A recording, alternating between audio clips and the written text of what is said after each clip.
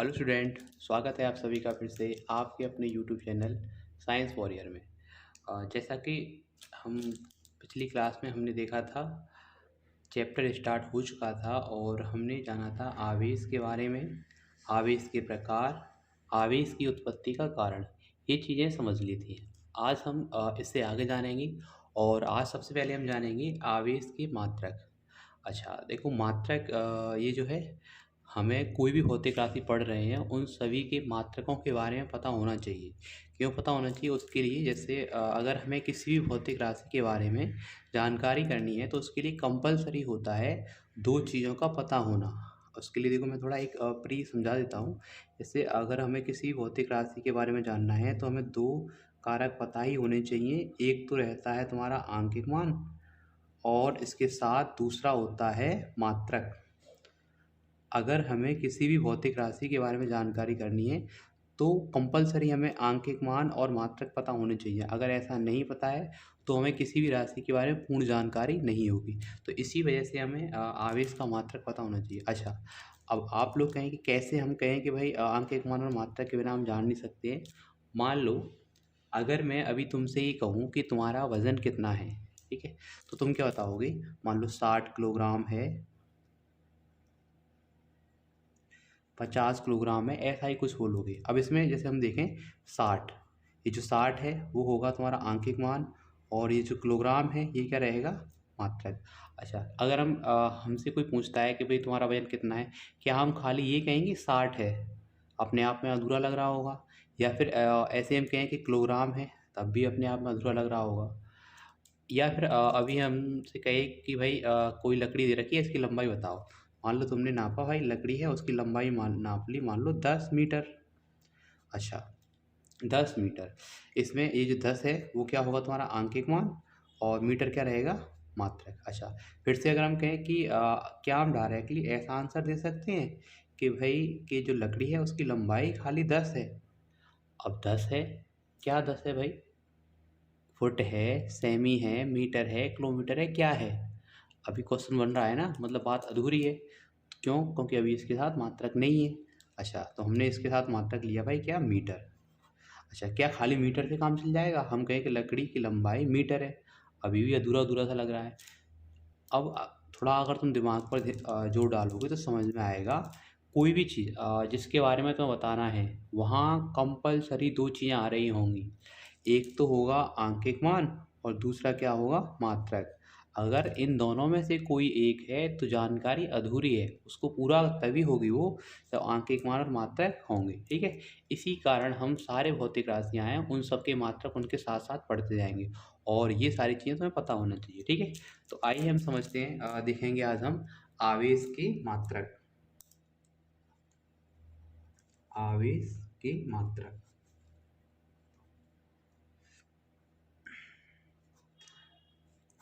अच्छा, अब जब भी हम मात्रक पढ़ रहे होंगे तो वहाँ हमें ध्यान देना होगा मात्रकों में। जैसे आएगा एसआई मात्रक, सिस्टम इंटरनेशनल अंतर्राष्ट्रीय पद्धति वाला मात्रक। एक आएगा सीजीएस मात्रक, सेंटीमीटर ग्राम सेकंड वाला मात्रक। कंपलसरी दो पता होना चाहिए, एक तो एसआई वाला और एक सीजीएस वाला। ठीक है, तो अगर हम बात करें आवेश के मात्रकों में तो इसका एसआई मात्रक, सिस्टम इंटरनेशनल पद्धति में इसका मात्रक क्या है? तो ध्यान देना है, आवेश का मात्रक होता है कूलाम। आवेश का मात्रक क्या रहेगा? कूलाम। ठीक है, अच्छा वही हम देखें इसका सीजीएस मात्रक, तो इसका सीजीएस मात्रक होता है स्टेट कूलाम। आवेश का सीजीएस मात्रक क्या रहेगा? State coulomb. जैसा आपने देखो पिछली कक्षा में पढ़ा था कि भाई लंबाई का एम की ऐसा ही मात्रक क्या है? मीटर। अच्छा, और सीजीएस मात्रक क्या है? सेंटीमीटर। तो मीटर में सेंटीमीटर होते हैं। जैसे अगर हम देखें तो यहाँ 1 मीटर में कितने सेंटीमीटर होते हैं? 100 सेंटीमीटर। ऐसे ही ऐसा ही मात्रक आवेश का कूलाम है और सीजीएस मात्रक क्या है? State coulomb.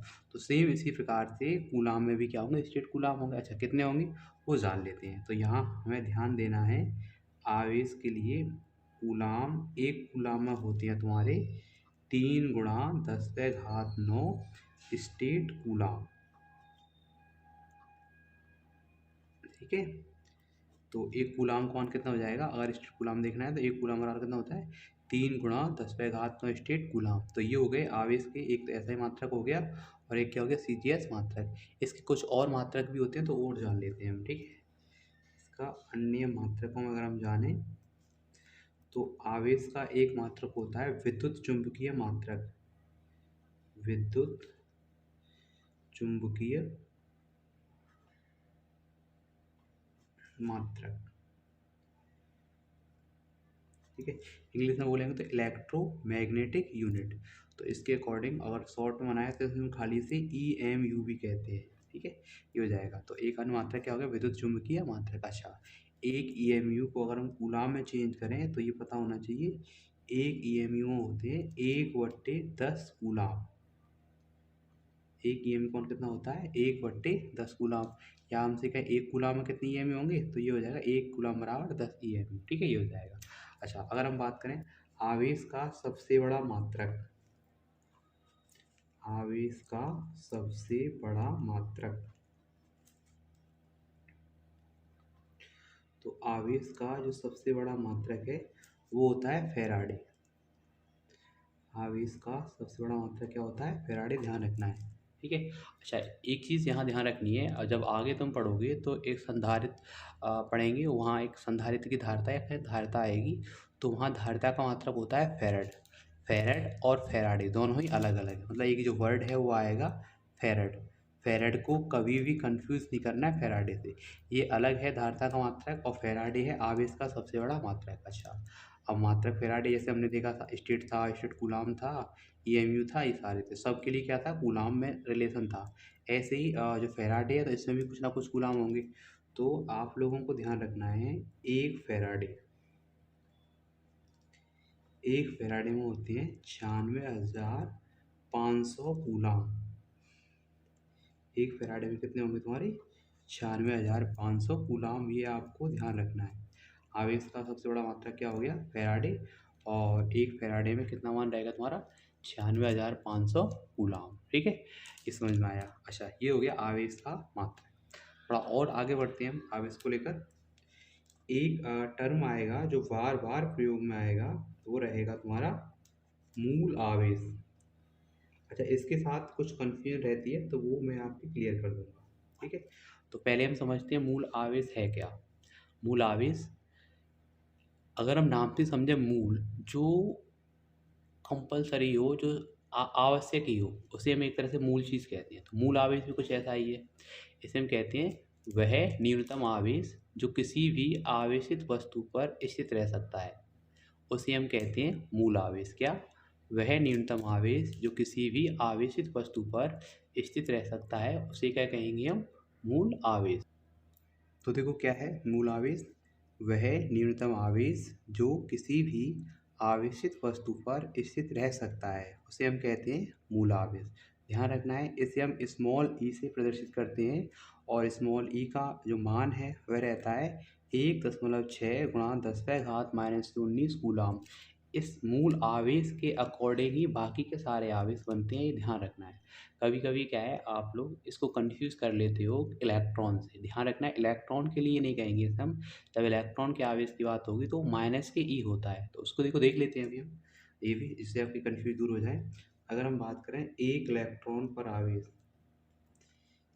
एक इलेक्ट्रॉन पर आवेश,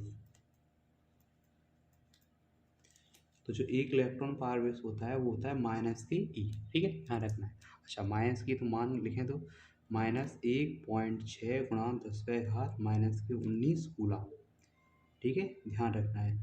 तो ध्यान रहेगा, ठीक है, ये हो जाएगा। उसके बाद अगर हम देखें प्रोटॉन पर आवेश, एक प्रोटॉन पर आवेश,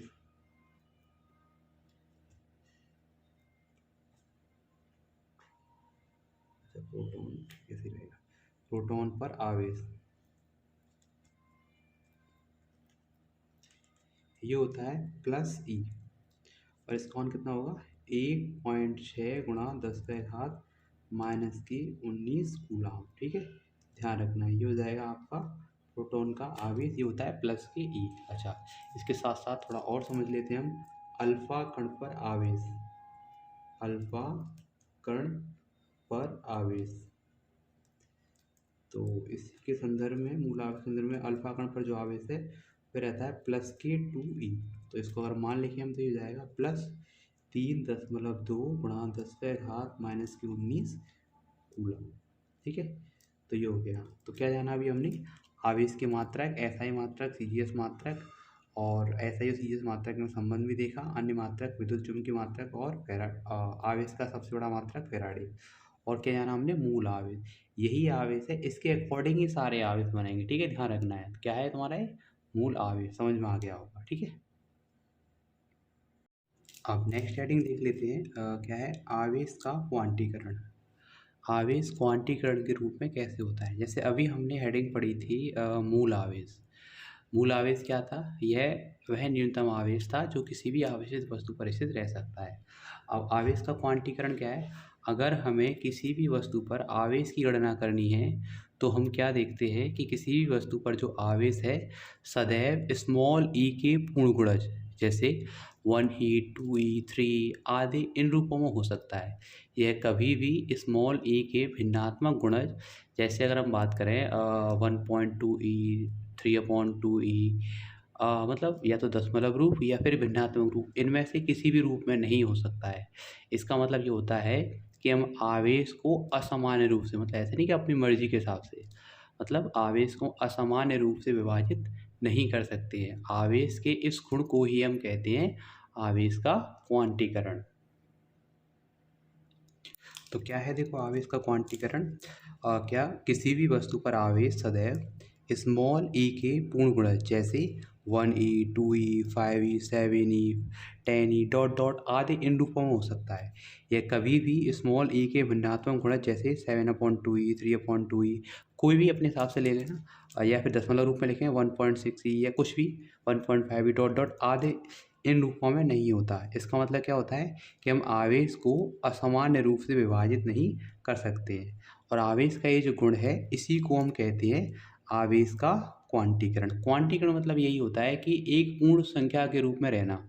तो यहाँ आवेश क्या है, हमेशा स्मॉल ई के पूर्ण संख्या वाले गुणक के रूप में रहेगा। और आवेश का ये जो गुण है इसी को हम कहते हैं आवेश का क्वांटीकरण। ठीक है, तो आज के हमने वीडियो में जाना आवेश के मात्रक, मूल आवेश और आवेश का क्वांटीकरण।